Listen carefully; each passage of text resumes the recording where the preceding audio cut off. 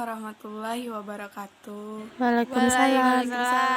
Apa kabarnya kalian semua? Baik, Bu. Alhamdulillah. Sebelumnya Ibu mau bertanya, apakah kalian sudah absen di Google Classroom? Sudah, Bu. Bagus. Baiklah, pada kesempatan kali ini kita akan belajar tentang teks eksplanasi. Tujuan pembelajaran 1. Menelaah struktur dan kebahasaan teks eksplanasi. Yang kedua, menyusun teks eksplanasi. Apa yang kalian ketahui tentang teks eksplanasi? Apakah kalian pernah mencermati suatu kejadian atau peristiwa sosial di lingkunganmu? Atau melihat berbagai fenomena alam lainnya? Ya, tentu saja pernah, bukan? Iya, Bu. Pernah. Sebelum melanjutkan materi, mari kita simak video berikut ini.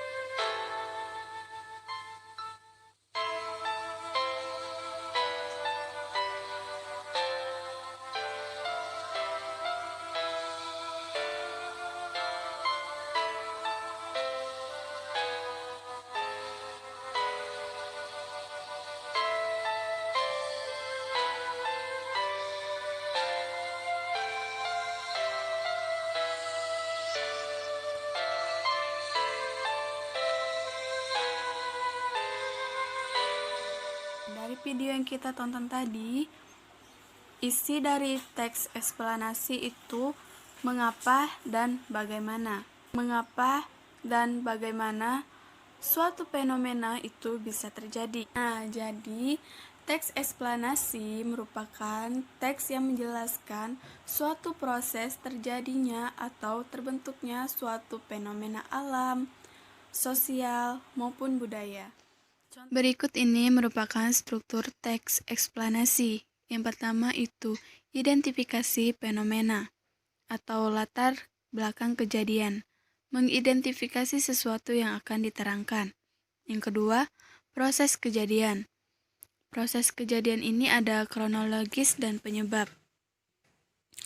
Kronologis merinci yang berpola atas pertanyaan bagaimana akan melahirkan uraian yang tersusun secara kronologis ataupun gradual.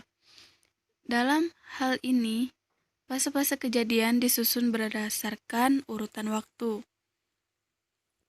Sedangkan penyebabnya berpola atas pertanyaan mengapa akan melahirkan uraian yang tersusun secara kausalitas. Dalam hal ini, fase-fase kejadiannya disusun berdasarkan hubungan sebab akibat. Yang ketiga, ulasan. Ulasan berupa komentar atau penilaian tentang konsekuensi atas kejadian yang dipaparkan sebelumnya. Nah, selanjutnya ada ciri kebahasaan teks eksplanasi.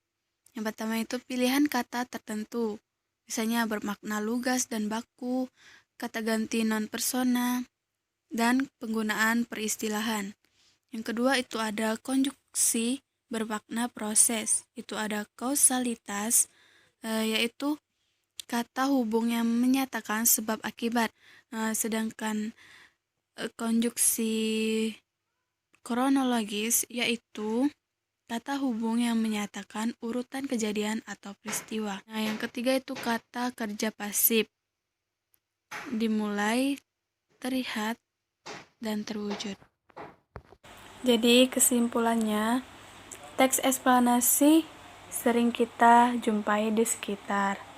Hampir semua orang pernah membaca atau melihat langsung tentang proses suatu kejadian seperti fenomena alam, misalnya gempa bumi, gunung meletus, atau peristiwa sosial.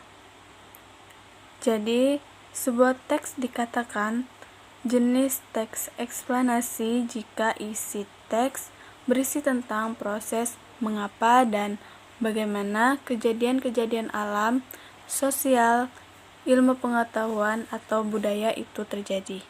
Baiklah, apa ada yang ingin bertanya tentang materi kita hari ini? Tidak, jelas Bu. Kalau tidak ada, sekian pertemuan kita pada hari ini. Iya Bu. Semoga dapat bermanfaat bagi kalian. Untuk mengukur pemahaman kalian, silakan kerjakan tugas berikut ini.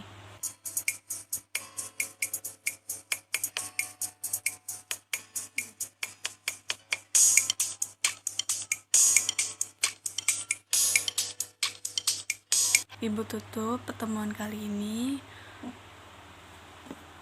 Wabillahi taufiq wal hidayah. Wassalamualaikum warahmatullahi wabarakatuh. Ya Bu, terima kasih. Ya Bu, terima kasih.